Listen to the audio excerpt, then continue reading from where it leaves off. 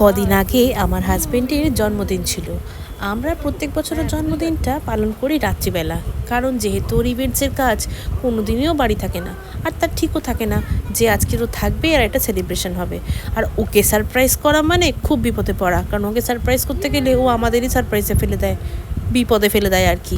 তাই ওর জন্য কিছু আর সারপ্রাইজ রাখি না, রাত্রেবেলায় সাবধানে সাবধানে আমরা জন্মদিন সেলিব্রেটটা করেই ফেলি।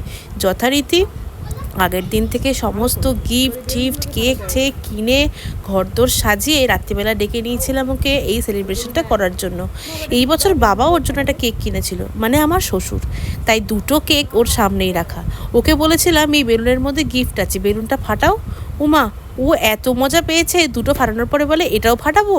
আমি বললাম না না, ওতে নেই, শুধু দুটোই আছে তোমার জন্য। আরে ও কি বাচ্চা নাকি, বয়সটা তো অনেক হলো, সেটা বোধহয় ও ভুলেই যায় মাঝে মাঝে। ওর জন্মদিনটা আমি প্রত্যেক বছর এভাবেই পালন করি।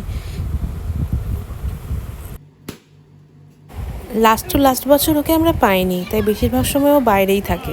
তাই জন্মদিনের দিনটা আমরা ওয়েট করে থাকি খুব ভালো করে ওর সঙ্গে কাটাবার জন্য। অপেক্ষায় থাকি আমরা যে এই 9 সেপ্টেম্বরটা কবে আসবে।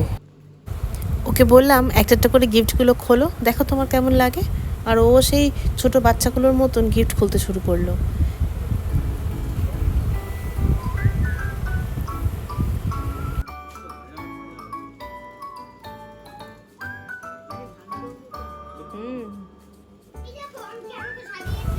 কোনো রকমের রাতের এই কেক কাটা তোড়জোড়টা শেষ হলো, অনেক ছবি তোলা হলো।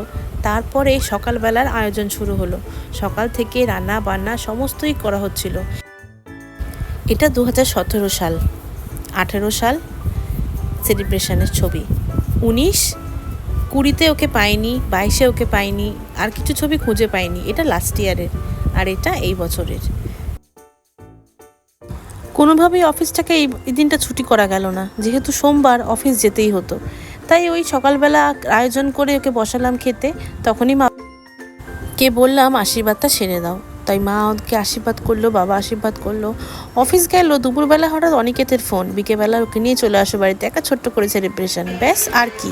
চলে গেলাম সন্ধ্যেবেলা ওকে নিয়ে অনিকেতের বাড়িতে। তারপর দেখলাম সেখানে সবাই এসেছে, সেলিব্রেশন হলো, কেক কাটা হলো, অনেকগুলো গিফট পেয়েছে ও তো খুব খুশি। জন্মদিনের বিকেলটাও খুব সুন্দর করে কাটলো, তার জন্য অনিকেতের কাছে আমি অনেক থ্যাঙ্কস।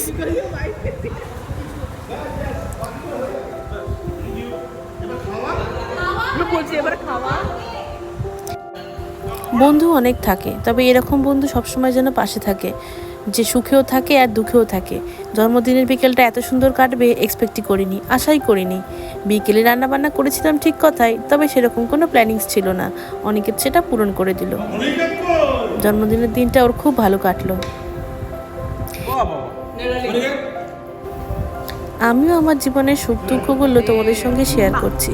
ভালো লাগলে অবশ্যই লাইক করবে, কমেন্ট করবে। আজকের মতো এখানেই শেষ করছি, দেখা হবে একটা নেক্সট ভিডিওতে খুব তাড়াতাড়ি। বাই। কেকটা দারুণ।